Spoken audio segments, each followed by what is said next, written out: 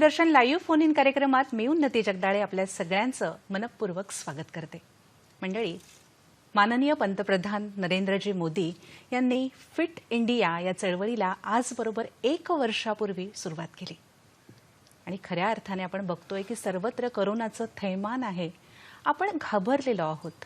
मग असं असताना आपण आपली जीवनशैली जर बदलली, खरं तर हा बदल म्हणजेच फिट इंडिया, तर हे आजार जे आहे ना हे दूर पळतील, आपल्याला घाबरतील। पण त्यासाठी आपण स्वतः फिट राहणं फार गरजेचं आहे। मग त्याला अनुषंगाने व्यायामाला, योग्य आहाराला, विहाराला या सगळ्या गोष्टी करायला हव्यात। तर हे झालं फिट इंडिया याच्या निमित्तानं। कृषी दर्शनच्या आजच्या विषयाकडे वळूया। विदर्भातलं पांढरं सोनं म्हणजे काय, तर तो आहे पांढरा शुभ्र असा कापूस। आपल्या भारतीयांना कापूस आणि कापसापासून तयार होणारं सुती वस्त्र याविषयीचं ज्ञान अगदी पूर्वीपासून आहे। आपल्या भारतानंच पूर्वेकडे आणि पश्चिमेकडे कापसाचा प्रचार आणि प्रसार केला। मंडळी, 100 देशांमध्ये कापसाचं उत्पादन घेतलं जातं, आपल्या भारतातही घेतलं जातं। पण ते जे उत्पादन आहे ते वाढवणं थोडं गरजेचं आहे। आपण जाणताच की उष्ण असं हवामान कापसाला लागतं आणि योग्य त्या छोट्या छोट्या गोष्टींचा विचार करणंही गरजेचं असतं। तेव्हाच कुठे कापसाचं उत्पादन वाढेल आणि त्यातनं उत्पन्न वाढेल। मग आज आपण विशेष करून विचार करणार आहोत, कापसाची वेचणी केली त्यानंतरचं नेमकं तंत्रज्ञान काय आहे। आजचा विषय लक्षात घ्या, कापूस वेचणीनंतरचं तंत्रज्ञान हा आहे आपला आजचा विषय। आणि आज आपल्यासोबत आहे डॉक्टर प्रशांत कुमार पाटील, संचालक, केंद्रीय कापूस तंत्रज्ञान संस्था, मुंबई। नमस्कार। नमस्कार। आज अत्यंत महत्त्वाचा विषय आणि या विषयाचा अनुषंगाने माहिती देण्यासाठी मी आपल्या कार्यक्रमात मनपूर्वक स्वागत करते। आणि आजचा हा लाईव्ह फोन इन कार्यक्रम आहे, तेव्हा प्रेक्षक हो, आमचे फोन नंबर्स आपण नीट टिपून घ्या आणि फोन नंबर्स लिहून घेतल्यानंतर एक महत्त्वाची सूचना मी आपल्याला देणार आहे। 2490 8050 2498 8050। मुंबई बाहेरील प्रेक्षकांसाठी एसटीडी कोड आहे 022। अगदी सुरुवातीलाच मी सगळ्या फोन करणाऱ्या मंडळींना अशी नम्र विनंती करते की आपण काय करतात, आपल्या टीव्हीवरचा आवाज ऐकतात आणि मग आम्हाला प्रश्न विचारतात, तर तसं कृपया करू नका। आपण टीव्हीचा आवाज कमी करा किंवा बंदच करा आणि सलग आपला प्रश्न विचारा। विषयाला अनुषंगाने आपण प्रश्न विचारावे। चर्चेला सुरुवात करते। सर, सर्वात पहिल्यांदा की आपल्या संस्थेला जवळजवळ 100 वर्ष पूर्ण झालेत। केंद्रीय कापूस तंत्रज्ञान संशोधन संस्था अशी ही आपली संस्था आहे। फार मोठा वाटा आहे आपल्या संस्थेचा एकूणच या क्षेत्रामध्ये। तर एकूणच याचं कार्य कसं आहे, उद्दिष्ट काय आहे, काय सांगाल आपल्या संस्थेविषयी? भारत सरकारच्या भारतीय कृषी अनुसंधान परिषद नवी दिल्लीच्या अखत्यारीत ही एक संस्था आहे। तिचं नाव आहे केंद्रीय कापूस तंत्रज्ञान संशोधन संस्था।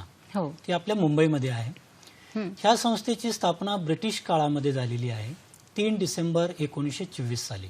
आपल्याकडे स्लाइड पण आहे त्याची।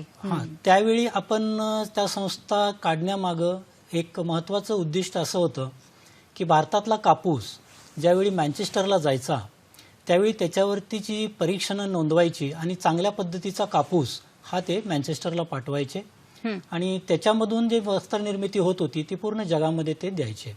हे एक लिमिटेड उद्देश होता त्यावेळी। पण देश स्वतंत्र झाला आणि 1947 सालानंतर आपले उद्देश बदलले आणि त्यानंतर वेळोवेळी या संस्थेची उद्दिष्ट बदलत गेली। आणि जवळजवळ आपण एक परिस्थिती देश फाळणी झाल्यानंतर अशी निर्माण झालेली होती की कापूस पिकवणारा हा प्रदेश पाकिस्तानमध्ये गेलेला होता बराचपैकी आणि ज्या गिरण्या आहेत प्रोसेसिंग करणाऱ्या त्या भारतामध्ये राहिलेल्या होत्या। त्यामुळे भारतामुळं एक प्रचंड प्रमाणामध्ये चॅलेंज होतं की आपल्या ज्या सूतगिरण्या आहेत त्यांना लागणारा कापूस देशामध्ये निर्माण व्हावा। त्या दृष्टीनं आमची संस्था ही कॉटन ब्रीडर्स, जे कापूस पैदासकार आहेत, नवीन नवीन व्हरायट्या काढतात, त्यांच्यासाठी एक टेक्नॉलॉजिकल बॅकअप देण्यासाठी या संस्थेची स्थापना झाली। त्यावेळी उद्देश वाढले। नंतर आपण ह्या संस्थेचं बघा, त्यावेळी जे उद्घाटन केलेलं होतं त्यावेळी governor general of India Rufus Daniel यांनी केलेलं होतं। कारण कापूस हे नगदी पीक अनादिकालापासून ह्या देशामध्ये लावलं जातं आणि आमच्या संस्थेचा मान असा आहे की ज्यावेळी मोहनजोदडोमध्ये जे उत्खनन झालं त्यामुळे काही कापडाची वस्त्र तिथे मिळालेली होती आणि 1928 साली ती ह्या आमच्या संस्थेमध्ये आणली गेली आणि त्या आमच्या शास्त्रज्ञांनी ते शोधून काढलं की ती जी वस्त्र होती ती कापसाच्या धाग्यापासून बनवलेली आहेत. म्हणजे ती जो काळ आपण मागे जवळ इतिहासात पाहतो तर जवळजवळ इसवी सन पूर्व 3000 म्हणजे 5000 वर्षापूर्वीचा इतिहास जगाला आणि भारताला एक प्रयोगशाळेमध्ये पूर्ण सन्मानानं किंवा पूर्ण अथॉरिटीनं आम्ही जगाला सांगितला की हे आपला जो भारतामध्ये जो कापूस आहे तो लागवडीखाली होता. आणि आता आमची जी संस्थेमध्ये जी आत्ताची जी उद्दिष्ट आहेत ती 5 आहेत की या क्षेत्रामधलं जे एक बेसिक रिसर्च कापसाच्या तंत्रज्ञानामध्ये करायचं, त्या बेसिक संशोधनामधून आपल्याला उपयोजित संशोधन करायचं आणि लागणाऱ्या मशिनरी प्रोसेसिंगसाठी तयार करायच्या, त्याच्यावरची जे प्रोसेसेस तयार करायचे. दुसरी महत्त्वाचा आमच्या संस्थेचा उद्देश आहे की जे उपउत्पादनं आहेत कापसापासून मिळणारी जसे सरकी आहे, लिंटर्स आहे, तेल आहे, पराठी आहे, त्याच्यावरती मूल्यवर्धन करणे. आणि तिसरा त्याच्यापेक्षा अजून महत्त्वाचा आहे की एक जे जिनिंग इंडस्ट्री असो किंवा टेक्स्टाईल इंडस्ट्री आहे त्यांच्यामध्ये जी मॅनपॉवर आहे, टेक्निकल मॅनपॉवर आहे, त्यांना प्रशिक्षण देऊन त्यांचं कौशल्य वाढवणं. चौथा आहे की पूर्ण देशामध्ये ज्या एक्सपोर्ट हाऊसेस आहेत, शेतकऱ्यांचे सॅम्पल्स असतील किंवा सूतगिरण्यांचे सॅम्पल असतील ते टेस्टिंग करून देण्याचं काम आमची संस्था करते. आणि 5 म्हणजे देशामध्ये कापसावरती जी अथॉरिटी जी मांडली जाते टेस्टिंगची ती आमची संस्था म्हणजे त्याला रेफरल लॅब म्हणतो, त्या रेफरल लॅबचं एक काम आमची संस्था करते. आणि आमची संस्था ISO 9001:2015 आहे, ॲक्रिडेटेड आहे आणि NABL ॲक्रिडेटेड ही संस्था आहे. म्हणजे या संस्थेमध्ये जे रिझल्ट दिले जातात ते फायनल असतात. वा, फारच मोठं काम या संस्थेचं आहे. तर आता आपण एकूणच भारतात आणि महाराष्ट्रात साधारणतः किती क्षेत्रावर कापसाचं उत्पादन हे घेतलं जातं? तसं जर आपण जगापासून जर सुरुवात केली तर जगामध्ये जवळजवळ 80 पेक्षा जास्त देशांमध्ये कापूस लागवड केली जाते. आता त्याच्यामध्ये जे 5 देश आहेत त्याच्यामध्ये पूर्ण जगाचं 80% उत्पादन कापसाचं त्याच्यामध्ये पिकवलं जातं. ते देश आहेत सर्वात नंबर 1ला सध्या आपला भारतच आहे की भारत, चीन, अमेरिका, ब्राझील आणि पाकिस्तान या 5 देशांमध्ये जगाचं 80% उत्पादन होतं. जर आपण भारतामध्ये जर आपण पाहिलं तर भारतामध्ये आपल्या जवळजवळ 330 जगामध्ये 330 लाख हेक्टरवरती कापूस लागवड केली जाते आणि जगाचं जे प्रोडक्शन आहे ते जवळजवळ 1540 लाख गाठींचं आहे. भारतामध्येच क्षेत्र जे आहे ते जवळजवळ 130 लाख हेक्टरवरती कापूस लागवड केली जाते आणि महाराष्ट्रामध्ये जवळजवळ 44 लाख हेक्टरमध्ये कापूस लागवड केली जाते. आणि भारतामध्ये सगळ्यात जास्त लागवडीचा जो राज्य आहे ते आपलं महाराष्ट्र आहे. आणि उत्पादनाच्या बाबतीमध्ये केलं तर जगात मी आत्ताच सांगितलं की भारत हा जगात नंबर 1 कंट्री आहे प्रोडक्शनमध्ये. जवळजवळ 357 लाख गाठी, 170 किलोची एक गाठ असते, एवढं लाख उत्पादन आपल्या देशामध्ये होतं. आणि महाराष्ट्राचा जर विचार केला तर जवळजवळ 88 ते 90 लाख गाठीचं उत्पादन महाराष्ट्रामध्ये होतं आणि महाराष्ट्र हा भारतातला 2 नंबरचा राज्य कापूस उत्पादनामध्ये आहे. आपल्याला एक फोन येतोय प्रशांत राऊत यांचा वर्ध्यावरून. हॅलो. हॅलो. हॅलो. हॅलो, नमस्कार मॅडम. नमस्कार. बोला. प्रतीक्षा फोन. आपण आपल्या दूरदर्शन संचाचा आवाज कृपया कमी करावा. मी सगळ्या प्रेक्षकांना पुन्हा एकदा विनंती करते, आपण ऐकून प्रश्न नका विचारू. सलग प्रश्न विचारा प्रशांतजी. नमस्कार पाटील साहेब. नमस्कार. कापूस तंत्रज्ञान विषय आहे ना विषय? हो. तर ते काय आहे बा कापूस तंत्रज्ञान हे माहीत व्हायला पाहिजे आम्हाला. आता कापसाची कंडिशन बेकार आणि सोयाबीनला म्हणजे कोंब फुटलेले आहे आता. आजच पाऊस झाला आमच्याकडे जिल्ह्यात. तर ते कापूस तंत्रज्ञान काय आता काळे बोंड येऊन राहील ना, स्प्रिंकलरची पराठी आहे. बोंड काळे येऊन राहिले म्हटलं. बोंड काळी येत आहेत. हो.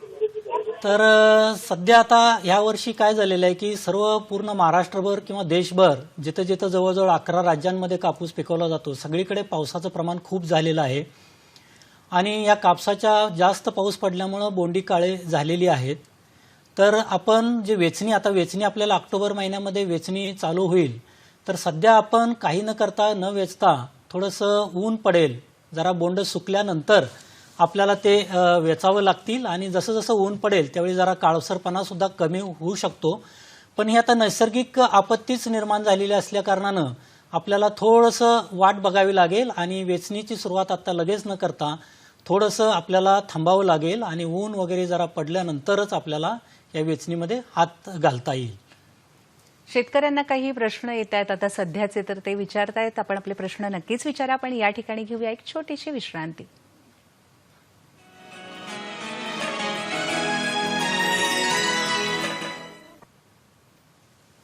विश्रांतीनंतर पुन्हा एकदा मी आपल्या सगळ्यांचं कार्यक्रमात मनपूर्वक स्वागत करते.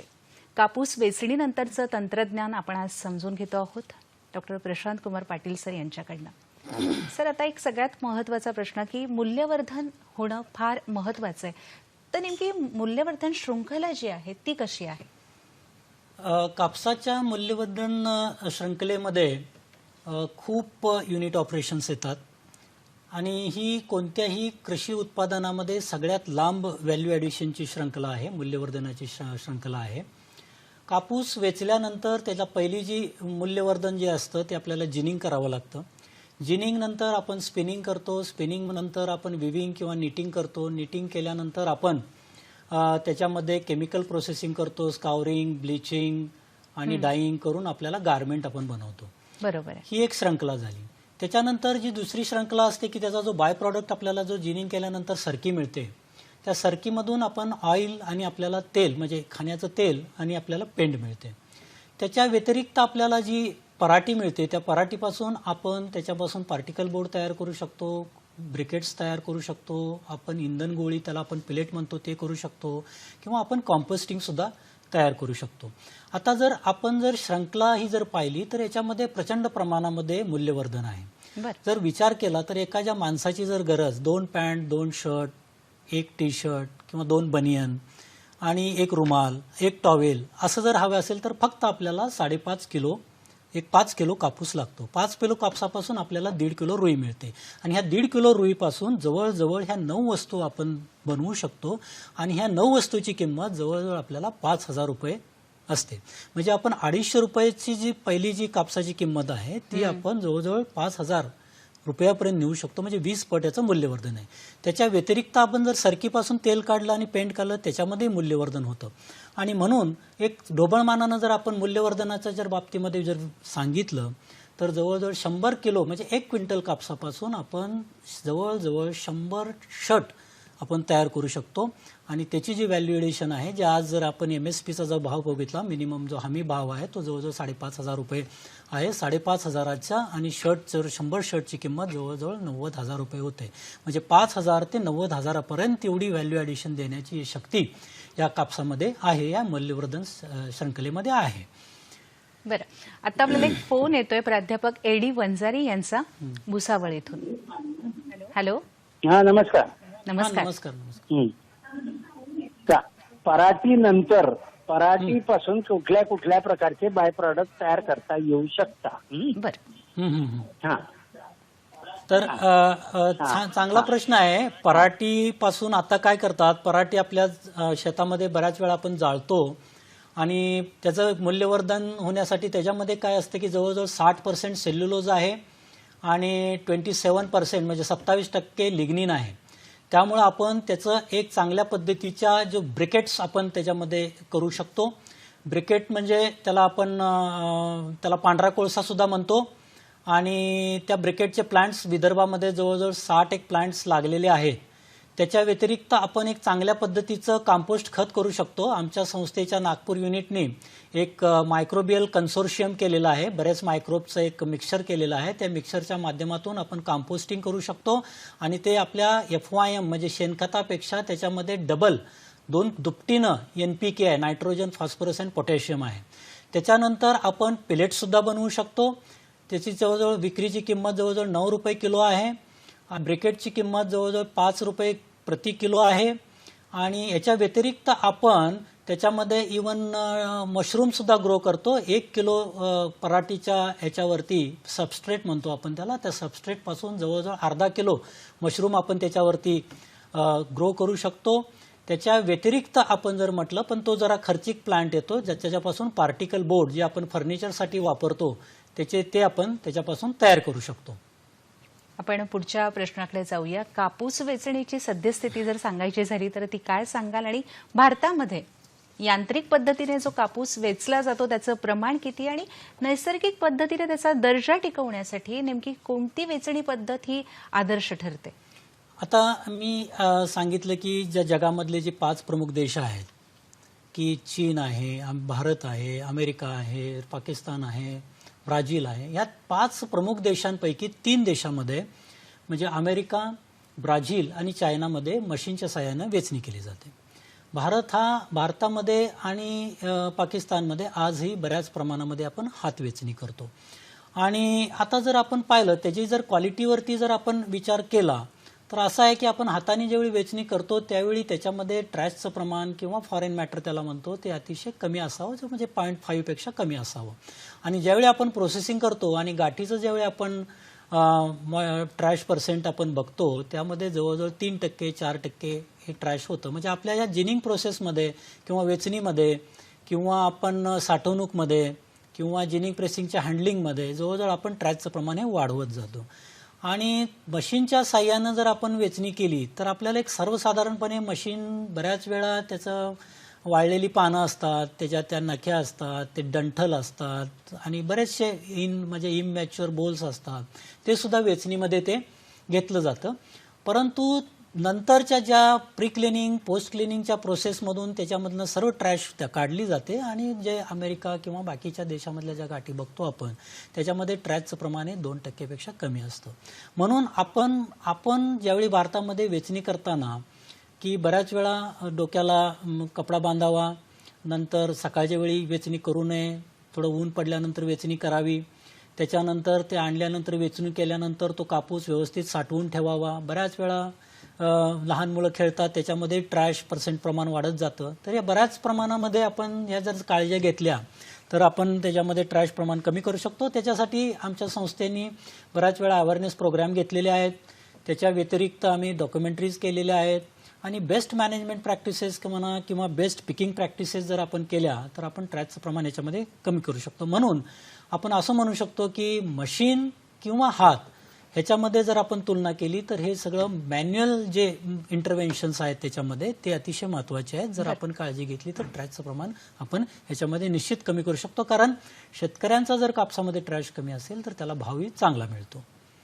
आणि नैसर्गिक जे आहे त्यांचा नैसर्गिक जो दर्जा टिकवायचा असेल तर त्यासाठी मग आपण कोणती पद्धत सुचवत आहात? नाही, आता आपल्याला भारतामध्ये तर सध्या मशीन पिकिंगचं प्रमाण नाही आहे, कारण त्या मशीन पिकिंगसाठी ज्या लागणाऱ्या ज्या वाहन आहेत ते सुद्धा आता सध्या तयार नाही आहेत. आणि आपल्या इथं काय होतं की बऱ्याच वेळा फूल उमलतं ते बऱ्याच वेळा आपल्याला वेचणी आपल्या 2, 3, 4, 5 वेचण्या होतात. एकाच वेळी सर्व फुलं येत नाहीत, एकाच वेळी सगळे बोल मॅच्युअर होत नाहीत, त्यामुळं वेचणीसाठी मर्यादा आहेत. तशा प्रकारचे वाहन सध्या आपल्याकडे नाही आहेत, ते संशोधन शास्त्रज्ञ करताहेत. परंतु भारतामध्ये ही आता सध्या तरी जी हँड वेचणी आहे, हाताने साह्याने वेचणी करते त्याच्याशिवाय आता आपल्याला सध्या तरी पर्याय नाही आहे. आता सगळ्यात महत्त्वाचा प्रश्न शेतकरी बांधवांचा नेहमी असाच असतो की आम्ही विक्री ही कुठे आणि कशी करू शकतो, आणि कापसाचा हमी भाव हा सगळ्यात महत्त्वाचा मानला जातो. तर या संदर्भात आपण काय सांगाल? आता आपण जर या करोनामुळे जर पाहिलं तर बऱ्याच वेळा इंडस्ट्रीजमध्ये सध्या बंदच होत्या 5-6 महिने, त्यामुळे उठाव हा मालाला कमी होता. आपलाच नाही, चीन असो जो सर्वात जास्त कन्झम्पशन करणारा देश आहे त्यांच्याकडून मागणी नव्हती. भारतामध्ये सुद्धा बरेचसे करोनामुळं लेबरचा प्रॉब्लेम निर्माण झालेला होता. तर हमीभाव आपल्या सरकारने यावेळी हमीभाव दिलेला होता 5,255 रुपये मिडियम लॉंगच्या धाग्यासाठी आणि 5,550 रुपये ह्या लांब धाग्याच्या कापसासाठी. आणि बरेचसे आपल्या महाराष्ट्रामध्ये कॉटन कॉर्पोरेशन ऑफ इंडिया व Maharashtra state cooperative cotton growers marketing federation यांनी बराचसा कापूस हमी दरावरती घेतलेला आहे. आणि म्हणून शेतकऱ्यांना पर्याय म्हणजे विक्रीसाठी एकतर हमीभाव असेल, CCI आहे, महाराष्ट्र फेडरेशन आहे, त्याच्या व्यतिरिक्त ते कापूस जो आहे विक्री ते व्यापाऱ्यांना सुद्धा विकू शकतात. काही व्यापारी खेडा व्यापारी असतात, त्याच्या व्यतिरिक्त ते जिनर्सना विकू शकतात. त्याच्या व्यतिरिक्त काही स्पिनिंग मिल सुद्धा स्वतः कापूस खरेदी करतात. तर आता अशा वेगवेगळ्या त्यांना पर्याय आहेत शेतकऱ्यांना. परंतु आता हे जर आपण जर बघितलं तर आता बऱ्याचशा ह्याच्यामध्ये विक्री करण्यासाठी काही फार्मर्स प्रोड्युसर कंपनी सुद्धा याच्यामध्ये आलेल्या आहेत. आणि ते फार्मर प्रोड्युसर कंपनी स्वतः गाठी बांधतात आणि गाठी विक्री करतात. काही फार्मर प्रोड्युसर कंपनी आहेत ते गाठी बनवून स्वतःच्या गाठी बनवून परत त्याचं सूत बनवून सुद्धा ते विकतात. आणि जर फक्त जर गाठी बनवून जर विकायचं जर केलं तर जवळजवळ 500 ते 600 रुपये प्रति क्विंटल हा जास्तीचा रेट त्यांना मिळू शकतो. आणि त्याच्या व्यतिरिक्त जर त्यांनी यार्नपर्यंत जर गेले म्हणजे सुतापर्यंत गेले तर जवळजवळ 1,000 रुपये प्रति क्विंटल त्यांना जास्तीचा भाव मिळू शकतो, मोबदला मिळू शकतो. आणि काही जर फार्मर प्रोड्युसर कंपनी ह्या इव्हन गारमेंट पूर्ण प्रोसेसिंगपर्यंत गेलेल्या आहेत. मला वाटतं अमरावतीच्या काही फार्मर प्रोड्युसर कंपनी आहे, त्यांनी कापूस स्वतः ग्रुप ऑफ फार्मर्स, त्यांनी जे ग्रुप होता सगळ्या गटांनी कापूस एकत्र केला, त्याचं जिनिंग केलं, त्या गाठी त्यांनी स्पिनिंग केल्या, त्याच्यापासून सूत बनवलं, सुतापासून त्यांनी निटिंग करून त्यांनी टी शर्ट्स बनवले आणि टी शर्ट्स विकले. तर त्याच्यामध्ये बऱ्याचशा प्रमाणामध्ये मी अगोदरच सांगितलं की ज्याच्यामध्ये व्हॅल्यू प्रोड्युशन 20 पट होऊ शकते, 15 ते 20 पट. तर ह्याच्यामध्ये शेतकऱ्यांना जास्त फायदा होईल. आपल्याला एक फोन येतोय दिलीप फरफट यांचा बुलढाण्यावरून, आपण तो फोन घेऊया. हॅलो हॅलो मॅडम, नमस्कार. नमस्कार, विचारा प्रश्न. मॅडम, जे यंत्र निघलेलं आहे हं? ते यंत्र कापूस वेचणीमध्ये कचरा उघडतो का? काय सांगा? ते जे यंत्र जे दाखवलेलं होतं ते यंत्र काही प्रमाणामध्ये आपले जे ट्रायल घेतलेल्या होत्या पायलट प्रोजेक्टमध्ये त्याचं ते चित्र होतं. भारतामध्ये आपल्यामध्ये महाराष्ट्रामध्ये म्हणा की अशा पद्धतीचं फक्त प्रयोग झालेले आहेत, परंतु अजून आपल्याला तशा पद्धतीचे वाहन आपल्यामध्ये निर्माण नाही आहेत आपल्या देशामध्ये, आपल्या राज्यामध्ये, देशामध्ये.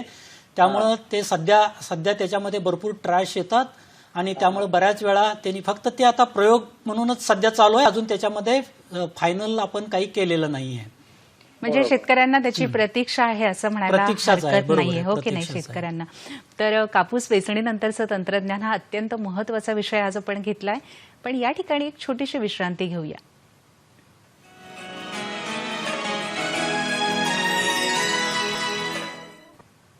विश्रांतीनंतर पुन्हा एकदा आपल्या सगळ्यांचं मी कार्यक्रमात स्वागत करते.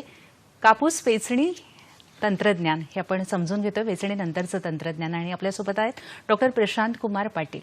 आता कापसाची गुणवत्ता, कापसाचा दर्जा हा अत्यंत महत्वाचा आहे आणि तो कसा असावा हे आपण आता समजून घेऊया सरांकडनं. कापसाचा दर्जा आपण जर याच्याविषयी जर बोलायचं झालं तर कापूस हा आखूड धाग्याचा असतो, मध्यम लांब धाग्याचा असतो, लांब धाग्याचा असतो आणि अति लांब धाग्यासुद्धाचा असतो. तर कापसाचा दर्जा ठरवण्यासाठी 2 ठिकाणी कापसाचा दर्जा ठरवला जातो. एक तर ज्यावेळी शेतकरी त्यांचा कापूस घेऊन जिनिंग फॅक्टरीमध्ये किंवा विक्रेत्याकडे जातो, जो खरेदी करतो त्याच्याकडे जातो, त्यावेळी त्या कापसाचं ग्रेडिंग केलं जातं. ते ग्रेडिंग जनरली काय पाहिलं जातं त्याच्यामध्ये, तर एकतर कापसाची धाग्याची लांबी पाहिली जाते, त्याची स्ट्रेंथ, जे तंतूची स्ट्रेंथ पाहिली जाते, मुलायमता पाहिली जाते, त्याच्यामध्ये अपरिपक्व बोंड किती आहेत हे पाहिली जातात, त्याच्यामध्ये ट्रॅशचं प्रमाण किती आहे, ओलावा किती आहे, अशा प्रकारचं, आणि रुईचा उतारा, ह्या गोष्टी पाहिल्या जातात. आणि ज्यावेळी गाठ बांधून ज्यावेळी त्याचा जो घेणारा असतो तो स्पिनिंग मिल्स असतात, ते स्पिनिंग मिलवाले काय बघतात तर त्याच्यामध्ये तो ॲक्च्युली त्यावेळी सुद्धा मशीन पॅरामीटर्स लागतात. त्याच्यामध्ये ह्याच्या व्यतिरिक्त अजून बऱ्याच पाहिलं जातं, जसं स्टेपल लेंथ आहे, धाग्याची ताकद आहे, त्याच्यामध्ये युनिफॉर्मिटी किती युनिफॉर्म आहे ते पाहिलं जातं, मॅच्युरिटी पाहिली जाते, शॉर्ट फायबर किती आहेत त्याच्यामध्ये, आकूड तंतू किती आहेत ते पाहिलं जातं, त्याचा कलर पाहिला जातो, ट्रॅश पाहिला जातं. अशा 2 ठिकाणी याचं ग्रेडिंग केलं जातं. आता ह्या ग्रेडिंग केल्यानंतर जनरली शेतकऱ्यांच्या कापसाला ग्रेडिंग हे जनरली 5 ग्रेडमध्ये केलं जातं. एक तर सुपर, FAQ, फेअर आणि एक्स एन कवडी ह्या ज्या खूप क्वचित प्रमाणामध्ये येतात. तर सुपर, आणि एकदा एक ग्रेड ठरल्यानंतर जसं मी सांगितलं की ते व्हिज्युअल ग्रेडिंग असतं की डोळ्यांनी केलं जातं, ते केल्यानंतर जेवढा धागा लांब तेवढा त्याला रेट जास्त दिला जातो. आता मला ह्यावेळी एक नमूद करावं वाटतं की बऱ्याच वेळा आपण बघतो की रुईचा उतारा, आज जरी मीच आत्ता सांगितलं तरी सुद्धा बऱ्याच वेळा रुईच्या उतारावरती बरेचसे खरेदीदार देत नाहीत. कारण काही रुईचा उतारा, कारण रुईची किंमत ही सरकीपेक्षा जवळजवळ 5 पटीनं जास्त असते. त्यामुळं जनरली 34% उतारा धरून कापसाचे रेट काढले जातात. आणि काही शेतकऱ्यांचा कापूस समजा 35% रुईचा उतारा असेल, काही ठिकाणी 36% असतो, काही ठिकाणी 37% येऊ शकतो, काही ठिकाणी 38% येऊ शकतो. त्यामुळे शेतकऱ्यांना त्या जास्तीच्या रुईच्या प्रमाणामध्ये त्यांचा मोबदला मिळत नाही. तर आम्ही ॲग्रिकल्चरल प्रोड्यूस मार्केट कमिटी हिंगणघाटमध्ये एक प्रयोग केला आणि माझ्या संस्थेने, नागपूरच्या संस्थेने, माझ्या अखत्यारीत JNRE सेंटर आहे, आम्ही 5-6 मशीन तिथं दिल्या आणि रुईचा उतारा बघितला तर काही ठिकाणी 36 आला, काही ठिकाणी 37 आला. आणि शेतकऱ्यांना प्रत्येक एक जिनिंग पर्सेंटेज ज्याला रुईचा उतारा 1% जरी वाढला तर त्याला जवळजवळ आपण 50 ते 100 रुपयेपर्यंत त्याला जास्तीचा भाव मिळाला. त्याच्या व्यतिरिक्त जर 2% जसं असेल तर त्याला 150 रुपये ते 200 रुपये पर क्विंटल मिळणं गरजेचं आहे. जर 3% असेल तर जवळजवळ 250 ते 300 रुपये सुद्धा त्याला मिळणं गरजेचं आहे. हे आत्तापर्यंत गृहीत धरलं जात नाही. तर माझं सर्व ॲक्च्युली खरेदीदारांना एक नम्र विनंती आहे की शेतकऱ्यांचं नुकसान कमी होण्यासाठी हे जिनिंग उतारा हे बघणं हे अतिशय महत्त्वाचं ठरणार आहे. आणि जिनिंग मशीन उतार्याची मशीन पण जास्त किंमतची नसते. जवळजवळ 30 ते 30 हजार रुपयापर्यंत जिनिंग मशीन येते. ते प्रत्येक जिनिंगमध्ये आणि APMCमध्ये ती ठेवणं गरजेचं आहे, जेणेकरून शेतकऱ्यांना त्यांच्या चांगल्या मालाला चांगला भाव मिळेल. आणि अशा पद्धतीनं आपण गुणवत्ता पाहिली जाते फील्डवरती आणि प्रयोगशाळेमध्ये. फार महत्वाची आहे गुणवत्ता राखणं आणि ती ठेवणं, हो की नाही. आता कपाशी जी आहे तिच्या सरकीचा नेमका उपयोग काय आणि शास्त्रोक्त पद्धतीने तिच्यावर प्रक्रिया करणं हे किती फायदेशीर ठरू शकतं? आता ज्यावेळी आपण सरकी बोलतो त्यावेळी ज्यावेळी सरकी जिनिंग केल्यानंतर मिळते 100 किलो ते 67-68 सरकी मिळते, किलो सरकी मिळते 100 किलोपासून. आणि सरकीचा महत्त्वाचा उपयोग म्हणजे सगळ्यात महत्त्वाचे म्हणजे खाण्याचं तेल बनवणे. आता हे खाण्याचं तेल आज जर बघितलं तर आपला देश हा स्वयंपूर्ण खाण्याच्या तेलामध्ये नाही आहे. आपण प्रत्येक 3 किलो ज्यावेळी तेल विकत घेतलं जातं त्यावेळी 1 किलो हा आपण इम्पोर्ट केलेलं म्हणजे आयात केलेलं तेल आपण वापरत असतो. आणि सरकीचं तेल अतिशय चांगलं तेल आहे, ज्याच्यामध्ये अनसॅच्युरेटेड फॅटी ॲसिड्स जे 70% असतात आणि सॅच्युरेटेड फॅटी ॲसिड्स हे 27% असतात. आणि त्याचा स्मोक पॉईंट जास्त असल्यामुळं फ्राईंगसाठी म्हणजे तळण्यासाठी हे अतिशय उपयुक्त ऑइल आहे. दुसरी गोष्ट म्हणजे याच्यामध्ये व्हिटॅमिन ईचं प्रमाणही चांगलं आहे. आणि जरी बऱ्याच वेळात आपण त्याच्यामध्ये जे तळल्यानंतर जी फ्लेवर स्टेबिलिटी आहे ऑइलची ते लवकर खराब होत नाही आणि फ्लेवर तसाच राहतो. आता अमेरिकेमध्ये तर या तेलाला 1 नंबरचं तेल मानलं जातं, कारण सर्व बाकी तेलांचं जर कम्पेअर करायचं असेल, तुलना करायची असेल तर तो बेस जे तेल आहे, बेसिक जे आहे त्याला आपण रेफरन्स पॉईंट म्हणतो किंवा मैलाचा दगड म्हणतो, त्याच्यासाठी त्यांनी कापसाच्या सरकीचंच तेल हे बेस मानलं जातं. आणि त्याच्यावरून कोणतं तेल चांगलं आहे कोणतं वाईट आहे हे कमी चांगलं आहे हे पाहिलं जातं. आता जर आपण बघितलं तर आता भारतामध्ये जवळजवळ 100 ते ॲक्च्युली 125 लाख टन ही सरकीचं उत्पादन होतं.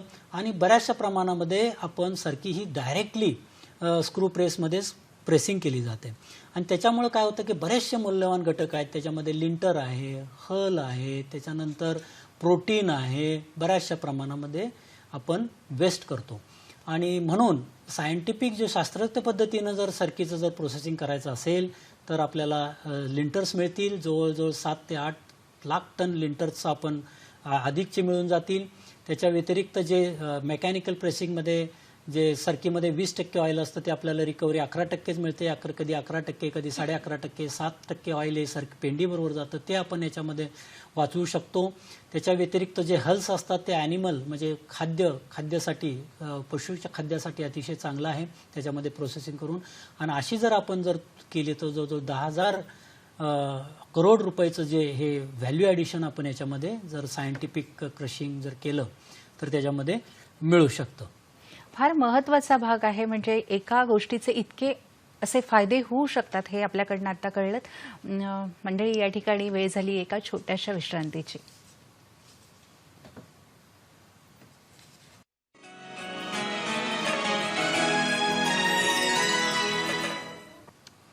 विश्रांतीनंतर पुन्हा एकदा आपल्या सगळ्यांचं मी कार्यक्रमात स्वागत करते. कापूस वेचणीनंतरचं तंत्रज्ञान याविषयी आज आपण डॉक्टर प्रशांत कुमार पाटील यांच्याकडनं समजून घेतो आहोत. आणि हा विषय अत्यंत महत्त्वाचा आहे की आपण बघतो की कापसापासून आपल्याला उत्पादन मिळतं, पण कापसाची शेती करत असताना हे पांढरं सोनं घेत असताना अतिरिक्त असे कोणते मार्ग आहे की ज्यातनं शेतकरी बांधवांना उत्पन्न मिळू शकतं? जसं मी मगाशी सांगितलं आणि मला एक शेतकरी बांधवांनी प्रश्न पण विचारला होता की त्या पराठीबद्दल. जनरली आपण कापूस वेचल्यानंतर आपण कापूस विकतो, त्याच्या व्यतिरिक्त काय आपल्याकडे असतं? तर मी मगाशी व्हॅल्यू चेनमध्ये पण सांगितलं, मूल्यवर्धन शृंखलेमध्ये पण सांगितलं की आपण जिनिंग करून गाठी वेगळ्या विकू शकतो, सरकी वेगळी विकू शकतो. ह्याच्या व्यतिरिक्त ऑइल काढून ऑइल विकू शकतो. त्याच्या व्यतिरिक्त आपण सूत बनवून विकू शकतो फार्मर प्रोड्युसर कंपनीच्या माध्यमातून. आणि आणखी ह्याच्या व्यतिरिक्त अतिरिक्त जर म्हटलं तर आपण बऱ्याच वेळा ही पराठी जवळजवळ भारतामध्ये 200 ते 250 लाख टन पराठी होते. आणि आपल्याला माहिती आहे की आपण दरवर्षी कापूस लागवड करतो आणि दरवर्षी 200 ते 250 लाख टन ही क्वांटिटी खूप आहे. 200 ते 250 लाख टन पराठी दरवर्षी आपल्याला मिळणार असते, हे आपण आपल्याला ते माहिती स्लाइड पण दाखवू आणि शकतो. बऱ्याचशा स्लाइड पण आपण दाखवू शकतो. त्याच्यापासून मग आपण काय काय प्रॉडक्ट बनवू शकतो, तर एक तर आजकाल खत सुद्धा खूप महाग झालेलं आहे, शेणखत मिळत नाही आहे. तर आपण हे जे पराठी आपण चिपिंग करून त्याच्यामध्ये एक मायक्रोबियल कन्सोर्शियम टाकून आपण त्याच्यापासून आपण कंपोस्टिंग सुद्धा करू शकतो. आणि असे बरेचसे आमच्या इथं प्रयोग केलेले आहेत आणि बरेच शेतकऱ्यांना आम्ही त्याचं कल्चर नागपूरच्या युनिटने दिलेलं आहे, वर्धा वगैरेच्या भागातल्या शेतकऱ्यांना. त्यापासून ते कंपोस्टिंग सुद्धा बनवू शकतात. आणि त्याच्यामध्ये जर आपण बघितलं तर पोटॅशियम, NPK सुद्धा बऱ्याच प्रमाणामध्ये जास्त आहे शेणखताच्या पेक्षा. दुसरी गोष्ट, आपण पराठीपासून आपण बऱ्याच वेळा ब्रिकेट बनवू शकतो. नेक्स्ट स्लाइडमध्ये आपण दिलेलं आहे ते. तर पराठीपासून ब्रिकेट बनवू शकतो. नेक्स्ट स्लाइड दाखवूया आपण. पराठीपासून आपण ब्रिकेट्स बनवू शकतो. जसं आपण पराठी बघतो ते चिपिंग करतो, ब्रिकेट प्लांट असतात, त्याला आपण पांढरा कोळसा पण म्हणतो. आणि पांढऱ्या कोळशाचे अत्यंत उपयोग आहेत. बऱ्याच वेळा आपण बॉयलरमध्ये याला खूप डिमांड आहे ॲज अ फ्युल म्हणून, कोळशाला पर्याय म्हणून आपण वापरू शकतो. इवन आमच्या संस्थेच्या नागपूर युनिटनी इवन पर्यावरण स्नेही शवदाहिनी सुद्धा तयार केलेली आहे. त्याच्या माध्यमातून आपण लाकडाच्या ऐवजी या ब्रिकेटच्या माध्यमातून आपण शवाचं दहन सुद्धा करू शकतो. आणि आमच्या नागपूरच्या म्युन्सिपल कॉर्पोरेशननी हे युनिट टाकलेलं आहे, आम्ही त्यांना प्रोव्हाइड केलेलं आहे आणि त्याच्यामध्ये बऱ्यापैकी आपण हे केलेलं आहे. आणि त्याच्यामध्ये जवळजवळ 50% त्याच्यामध्ये सेव्हिंग होतं. त्याच्या व्यतिरिक्त अजून एक आपल्याकडे स्लाइड आहे, आपण त्या स्लाइडमध्ये आपण बघू शकतो की त्याच्यापासून आपण पेलेट सुद्धा बनवू शकतो. पेलेट बनवल्यानंतर नेक्स्ट स्लाइड दाखवा. आपण पिलेट बनवू शकतो. त्या पिलेट म्हणजे छोट्या असतात, त्याचे डायमीटर जनरली जवळजवळ त्याचे म्हणजे व्यास जो असतो तो 3 ते 4 मिलीमीटर असतो. त्याच्यापासून जो स्टोव आम्ही बनवलेला आहे, स्टोव आपण वापरू शकतो. आणि रोड साईडच्या डाब्याला ते एक अतिशय गॅसला पर्याय म्हणून आपण वापरू शकतो. त्याच्या व्यतिरिक्त जसं मी मग मशरूम सांगितलं की 1 किलो जर आपल्याकडे पराठीचं सबस्ट्रेट असेल तर त्याच्यापासून आपल्याला अर्धा किलोपर्यंत मशरूम मिळू शकतं, की जो अतिशय ग्रामीण भागामध्ये प्रोटीनचा महत्त्वाचा सोर्स आहे. त्याच्या व्यतिरिक्त पण आपण व्हॅल्यू ॲडिशन करू शकतो. जसं आपण त्याच्यापासून पार्टिकल बोर्ड बनवू शकतो.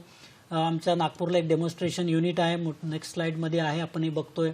पार्टिकल बोर्ड बनवू शकतात अतिशय. आणि हे सगळे जे पार्टिकल बोर्ड जे बनवलेले आहेत ते पराठीपासून बनवलेले आहेत. आणि त्याचं जे स्टँडर्ड आहे ते आपलं BI स्टँडर्ड सच्या सर्व मानकं ही पार्टिकल बोर्डनी यशस्वीरित्या पास केलेली आहे. तर अशा प्रकारे मी थोडं थांबवलं तुम्हाला यासाठी की आपल्याला एक फोन येतोय बाबूराव भदाडे यांचा नांदेडवरून. हॅलो. बोला भदाडे साहेब. कापसाची वेचणी सर हाताने केलेली चांगली की मजुराकडून हाताने केलेली चांगली की यंत्राने केलेली चांगली, कशा स्वच्छता येते कापसाची क्वांटिटी? कापूस म्हणजे वेचणीचं म्हणताय का तुम्ही? त्यांचं म्हणणं वेचणी कशी करावी आणि क्वांटिटी कशी चांगली येईल, म्हणजे हाताने मजूर की यंत्र? नाही, मजूर हातानंच वेचणी करतात. आणि काय होतं माहितीये का, बऱ्याच वेळा आपण मजुरीचा जो रेट असतो ना तो किती किलो कापूस वेचला ह्याच्यावरती आपण देत असतो. सर्वसाधारणपणे सगळीकडची पद्धत आहे, बरोबर आहे. आणि बऱ्याच वेळा असं झाल्यामुळे काय होतं की मजूर जास्त वेचणीच्या आणि जास्त मजुरी मिळण्यासाठी बऱ्याच वेळा ते त्याच्यामध्ये पालापाचोळा येतो, फास्ट बऱ्याच वेगात तो वेचणी करत असतो. त्यावेळी बऱ्याच वेळा डंटल येतात, त्याच्यामध्ये ट्रॅश येतात. त्यामुळं आता तरी त्याच्यामध्ये त्यांना आपण सांगणं गरजेचं आहे की बाबा तू थोडंसं जरा कमी वेचलं तरी चालेल, परंतु जरा चांगलं वेच, हे एक सांगणं गरजेचं आहे. दुसरी गोष्ट, तुम्ही जी मशीनची गोष्ट केली, सध्या तर आपल्याला मशीनचा पर्याय उपलब्ध नाही आहे. कारण मशीनमध्ये काय होतं, आपल्या जे वाहन आहेत सध्या भारतातले ते एकाच वेळी उमलणारे नाही आहेत. आपण बघतो की 15-15 दिवसानंतर आपण वेचणी घेत असतो. पहिली एक वेचणी झाल्यानंतर 10-12 दिवसानंतर दुसरी वेचणी, त्याच्यानंतर 10-12 दिवसानंतर तिसरी वेचणी. एकाच वेळी ती बोंड फुटत नाही आहेत आपल्या ह्याच्यामध्ये. पण बाकीच्या देशामध्ये त्याच्यासाठी पूर्ण एक तंत्रज्ञान आहे की त्याला हार्मोन्स दिली जातात. हार्मोनच्या माध्यमातून वेचणी एकाच वेळी आणली जाते. त्याच्यानंतर डिफोलेंट म्हणजे जे पालापाचोळा वेचणी अगोदर त्याच्यावरती फवारणी केली जाते. ते एवढं आपल्याकडे सध्या तंत्रज्ञान उपलब्ध नाही आहे. त्यामुळं सध्या तरी आपल्याला यंत्राच्या साहाय्याने वेचणी करणं शक्य नाही आहे. मजुराच्या साहाय्यानेच वेचणी करावी लागेल. परंतु वेचणी करताना डोक्याला रुमाल बांधणे, त्याच्यामध्ये प्लास्टिकच्या पोत्यामध्ये वेचणी न करणे, कापडाच्या बॅगेमध्ये वेचणी करणे, वेचून आणल्यानंतर कापूस घरामध्ये व्यवस्थित साठवणे, त्याच्यामध्ये मुलं बाळं खेळून न देणे, ह्या बऱ्याचशा छोट्या छोट्या गोष्टी आपल्याला कराव्या लागतात. आणि जिनिंग फॅक्टरीमध्ये सुद्धा मग त्या जिनिंग फॅक्टरीच्या मालकांनी सुद्धा त्याची हँडलिंग जर प्रॉपर करावी लागते तरच आपल्याला उच्च दर्जाची गाठ आपण कमी ट्रॅश विरहित करू शकतो. म्हणजे खूप वेचणी करताना छोट्या छोट्या गोष्टी लक्षात घेणं, काळजी घेणं महत्त्वाचं आहे. आता पुढचा सगळ्यात महत्त्वाचा प्रश्न असा आहे की आपण बघतो की आंतरराष्ट्रीय स्तरावर, जागतिक स्तरावर रसायनमुक्त शेती किंवा त्याला जास्त प्राधान्य दिलं जातं. मग रंगीत कापूस याला किती या ठिकाणी वाव आहे? तसं जर बघितलं तर निसर्गामध्ये रंगीत जो कापूस आहे तो बऱ्याच वर्षापासून उपलब्ध आहे. पण भारतामध्ये किंवा सर्व जगामध्ये की आपण जो पांढरा कापूसच जास्त प्रमाणात लागवड केली जाते. कारण जे रंगीत कापसाचं जे बीज आहे ते बियाणं लवकर मिळत नाही. दुसरी गोष्ट, त्याच्यापासून मिळणारा जो फायबर असतो त्याची क्वालिटी एवढी सुपिरियर क्वालिटी नसते, त्याची स्टेपल लेंथ कमी असते, त्याची स्ट्रेंथ कमी असते आणि म्हणून ह्याच्यामध्ये थोडेसे आपल्याला मर्यादा येतात. परंतु आम्ही यावेळी जे एक आमची नागपूरची संस्था आहे, central institute for research on cotton, त्यांनी एक वैदेही 95 म्हणून एक व्हरायटी त्यांनी दिलेली आहे. त्या व्हरायटीचा आम्ही प्रयोग पंजाबराव कृषी विद्यापीठामध्ये 100 एकरावरती आता सध्या प्लॉट आहे. मागच्या वर्षी तो 50 एकरावरती होता आणि हळूहळू आपण त्याच्यामध्ये एरिया वाढवायचा प्रयत्न करत आहे. आणि सुंदर आपली स्लाइड पण त्या रंगीत कापूस शेतीची आहे, आपण ते जरा दाखवू शकतो आपण प्रेक्षकांना. जर दाखवू शकतो तर आपण दाखवू शकता त्यांना. हे रंगीत हा जो प्लॉट आहे तो पीकेव्हीचा प्लॉट आहे. त्याच्यानंतर जे पुढचे जे आपले प्रॉडक्ट्स आहेत ते पण आपण बनवलेले दाखवतो. आणि याच्यापासून काय होतं की याच्यामध्ये अजिबात कलर द्यायची गरज नाही. कारण कापसामध्ये हा अतिशय जास्त प्रमाणामध्ये ज्यावेळी आपण कलरिंग करतो त्याच्यामध्ये स्कावरिंग असतं, नंतर ब्लिचिंग असतं, त्याच्यानंतर डाईंग म्हणजे कलरिंग करावं लागतं, त्याच्यानंतर केमिकल प्रोसेसिंग येतं आणि ह्याच्यामध्ये जवळजवळ 10,000 लिटर पाणी या प्रोसेसिंगमध्ये, केमिकल प्रोसेसिंगमध्ये, रासायनिक प्रक्रियेमध्ये लागतं ज्यावेळी आपण कलरफुल शर्ट घालतो. आणि त्याचं जवळजवळ कॉस्ट ही जवळजवळ 10 ते 12,000 प्रति 100 किलोसाठी येत असते. ती आपण खर्च वाचू शकतो. आणि ह्याच्यापासून जी उत्पादनं मिळणारी आहेत ही अतिशय त्वचेला चांगली आहेत.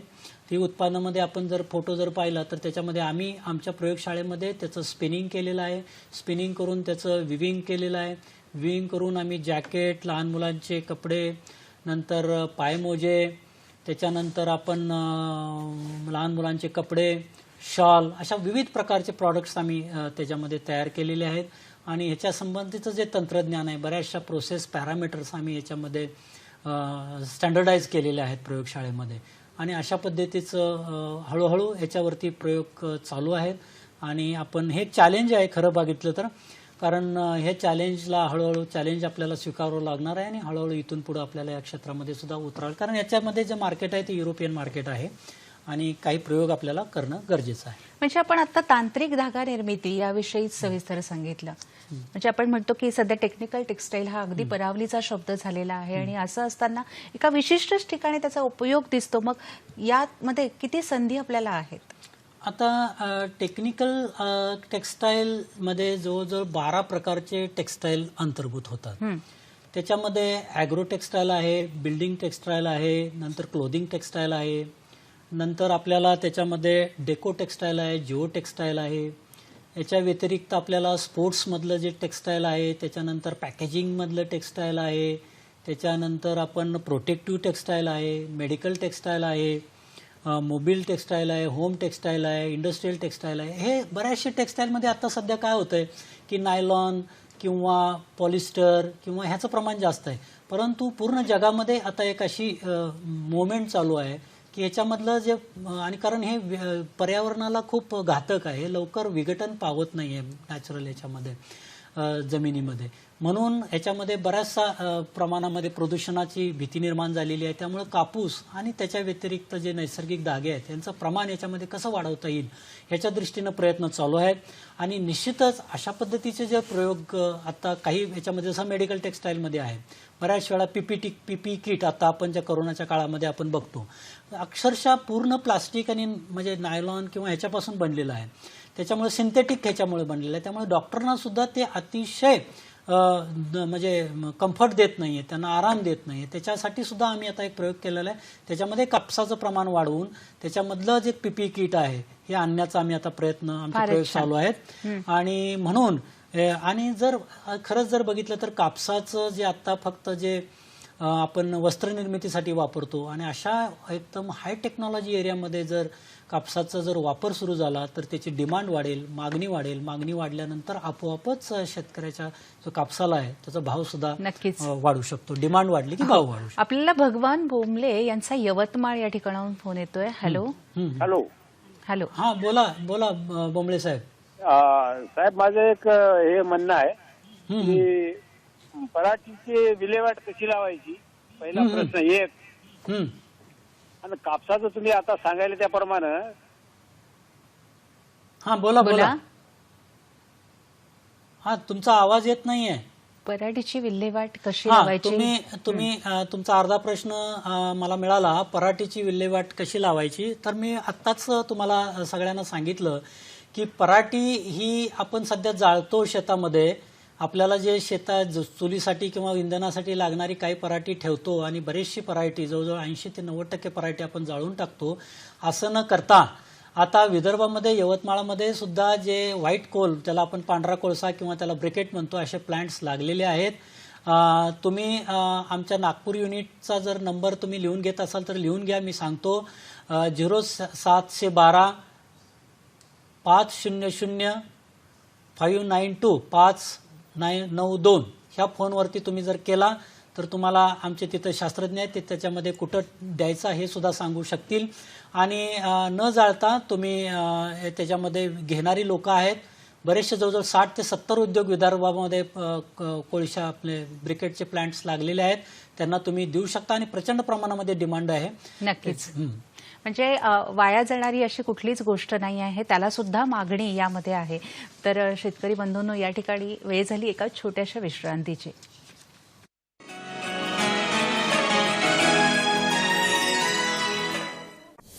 द्राक्ष पिकावरील डाउनी व टोमॅटो पिकावरील करपा यासाठी वापरा बुलेट. JU एग्री सायन्सेस, मिट्टी मुस्कुराएगी. आकाशातील जमले तारे, अभ्यासाला बसले सारे, अर्थाचे शोधू कोडे, उघडूया बंद कबाडे, पडपड बळ पंखा येई, झेप घेऊया गगनी सारे. आकाशातील जमले तारे.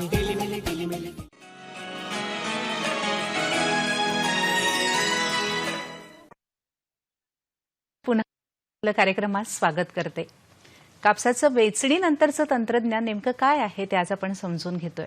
नॅनो सेल्युलोज जे आहेत तर त्याविषयी नेमकं काय सांगाल, ते कसे बनवतात, संस्थेमध्ये याविषयी काही संशोधन झालेलं आहे का आणि उपयोग काय आहे? जसं मी आतापर्यंत जे सांगितलं की आपण कापसाचं प्रोसेसिंग असेल, कपड्यापर्यंत गेलो, नंतर कलर कॉटन पाहिलं, नंतर पराठीचे बरेचसे उपयोग बघितले. हे जे नॅनो टेक्नॉलॉजीचे जे तंत्रज्ञान आहे ते अतिशय फ्रंटायर एरियामध्ये येतं. म्हणजे ॲडव्हान्स स्टेजमधलं टेक्नॉलॉजी आहे. जसं आम्ही कन्व्हेन्शनल टेक्नॉलॉजीवरती काम करतो, त्याच्या व्यतिरिक्त काही सायंटिस्ट आमचे जे आहेत ते हे असे जे एरिया आहेत जे खूप हायली सॉफिस्टिकेटेड एरिया आहेत त्याच्यावरती आपण काम करतो. आता जर आपण बघितलं तर औद्योगिक क्रांतीमध्ये आपण मागच्या 2-3 दशकापासून इन्फॉर्मेशन टेक्नॉलॉजीची क्रांती झाली, नंतर बायोटेक्नॉलॉजीच्या बद्दल बऱ्याचसं बोललं गेलं. आणि आता जे युग आहे, हे जे शतक, हे दशक जे आहे ते नॅनो टेक्नॉलॉजीचं दशक निर्माण झालेलं आहे. आणि ह्या तंत्रज्ञानानं पूर्ण जगाला भुरळ घातलेली आहे. नॅनो म्हणजे अतिसूक्ष्म लेवलवरती जाऊन आपण त्याचं काम करतो. आता नॅनो हा एक मीटरचा जवळजवळ 1 अब्जांश भाग म्हणजे 1 × 10⁻⁹ मीटर म्हणजे अतिशय लहान म्हणजे कण असतो. आणि ह्या टेक्नॉलॉजीचं वैशिष्ट्य असं आहे की आपण कोणताही पदार्थ नॅनो लेवलवरती घेऊन जातो, पेक्षा सूक्ष्म लेवलवरती घेऊन जातो, त्यावेळी त्याचे जे गुणधर्म असतात ते पूर्णपणे बदलत जात असतात. आपण हे गुणधर्म सांगूया, पण यापूर्वी आपण एक फोन घेऊया. मधुकर शिंदे यांचा आपल्याला फोन आहे वर्ध्यावरून. हॅलो. हॅलो. बोला शिंदे साहेब. कापसापासून नॅनो सेल्युलोज बनवण्यासाठी कोणती यंत्रसामुग्री लागते? अच्छा, तुम्हाला यंत्रसामुग्रीविषयी माहिती पाहिजे. ठीक आहे. व उद्योग म्हणून उभा करायचा असेल तर किती भांडवल लागते? अच्छा, उद्योग म्हणून किती भांडवल लागते. ठीक आहे, आता मी नॅनो टेक्नॉलॉजीच्या बद्दल सांगून मग तुमच्या मी प्रश्नाचं उत्तर ह्याच वेळी देऊन देतो. आणि आमच्या प्रयोगशाळेमध्ये बरेचसे शास्त्रज्ञ याच्यावरती काम करतात आणि जगातला 5वा नॅनो सेल्युलोज निर्माण करण्याचा प्लांट आमच्या संस्थेने लावलेला आहे आणि भारतातला तो पहिलाच आहे. आता नॅनो टेक्नॉलॉजी, नॅनो सेल्युलोज, आता सेल्युलोजचं नॅनो सेल्युलोजमध्ये रूपांतर करण्यासाठी आपल्याला बऱ्याच मशिनरींची उपयोग लागतो. काही इम्पोर्टेड मशिनरी आहेत, काही आणि बऱ्याचशा मशिनरी या आपल्या डोमेस्टिक मशीन्स आहेत. जसं आपल्याला त्याच्यामध्ये एक पहिल्यांदा त्याचं डायजेस्टर एक लागतं. डायजेस्टर नंतर आपल्याला ते डायजेस्टरमधून त्याला बिटिंग केलं जातं. बिटिंग केल्यानंतर आपल्याला एक खूप बारीक करण्याचं एक यंत्र असतं. त्याच्यातून पास करून आपल्याला होमोजिनायझर एक मशीन आहे. त्या होमोनायझर मशीनमध्ये आपल्याला त्याच्यामध्ये पास करून त्या होमोनायझर मशीनमधून आपल्याला नॅनोसेल्युलोज मिळतं. आता हे नॅनोसेल्युलोज आपल्याला एक लिक्विड फॉर्ममध्ये पण मिळतं आणि आपल्याला पावडर फॉर्ममध्ये पण मिळतं. आणि परंतु हे प्लांट सर्वसाधारणपणे तयार लागवडी म्हणजे उभा करण्यासाठी जवळजवळ 3 ते 4 कोटी रुपये लागतात. त्यामुळे सध्या ज्यांच्याकडं म्हणजे भागभांडवल आहे तेच ह्याच्यामध्ये उतरू शकतात आणि त्याच्यामध्ये हायली टेक्निकल मॅनपॉवर सुद्धा त्याच्यामध्ये लागते. आणि अशा पद्धतीनं नॅनोसेल्युलोज, आता जर आपण सेल्युलोजचा जर प्रकार बघितला तर त्याची जी स्ट्रेंथ आहे त्या जवळजवळ ब्रॉन्झ जे असतं, ब्रॉन्झ, आता आपण कापूस बघितला तर मुलायम दिसतो, परंतु ज्यावेळी नॅनोसेल्युलोजच्या स्टेजवरती आणला जातो, नॅनो लेवलवर, त्याची जी स्ट्रेंथ असते ती इव्हन स्टीलच्या 4 पटीनं जास्त असते आणि ब्रॉन्झच्या बरोबरीनं त्याची स्ट्रेंथ आपल्याला मिळते. अत्यंत महत्त्वाची माहिती आपण आजच्या कार्यक्रमातून दिली. पाहता पाहता आपल्या कार्यक्रमाचा वेळही संपलेला आहे. सर, आपण या ठिकाणी आलात त्याबद्दल मी आपले मनपूर्वक आभार मानते. आणि आपण शेतकरी बांधवांना अशी विनंती करूया की हा कार्यक्रम आपल्याला कसा वाटला हे आपण आम्हाला अवश्य पत्राद्वारे आणि ईमेलद्वारे कळवू शकतात. त्यापूर्वी आपण पुढच्या आठवड्याचा जो कार्यक्रम आहे त्याची माहिती करून घेऊया. 1 ऑक्टोबर 2020 रोजी सेंद्रिय शेती आणि प्रमाणीकरण या विषयावर आपण जाणून घेणार आहोत डॉक्टर प्रशांत नाईकवाडी यांच्याकडनं. पुणे या ठिकाणाहून ते आपल्याशी बोलायला येणार आहेत दूरदर्शनमध्ये. आणि तसंच एकूणच आपल्याला हा कार्यक्रम कसा वाटतोय याविषयी आम्हाला सविस्तर कळवा. त्यासाठी आमचा पत्ता लिहून घ्या. निर्माता कृषीदर्शन, पांडुरंग बुतकर मार्ग, दूरदर्शन केंद्र वरळी, मुंबई 400030. आपण ईमेलद्वारेही आपल्या प्रतिक्रिया आम्हाला कळवू शकतात. कृषीदर्शन DDK Mumbai @gmail.com आणि कृषीवार्ता DDK Mumbai @gmail.com या आमच्या ईमेल आयडीवर. आणि काही कारणास्तव आज आपण कार्यक्रम बघू शकला नसाल तर आपण फेसबुकवर, लाईव्ह फेसबुक, तसंच यूट्यूब पोर्टल या ठिकाणावरही आमचा कार्यक्रम बघू शकतात. शेतकरी बंधूंनो, आज आपला निरोप घेण्याची या ठिकाणी वेळ झाली आहे. आपण कापूस वेचणीचं तंत्रज्ञान आपल्या शेतामध्ये अवलंबा, आपल्या एकूण व्यवसायात अवलंबा आणि त्यानंतर जी काही प्रक्रिया आहे ती योग्य तऱ्हेने केली तर नक्कीच तुमच्या उत्पन्नात वाढ होईल. आज आपला निरोप घेतो आहोत. नमस्कार.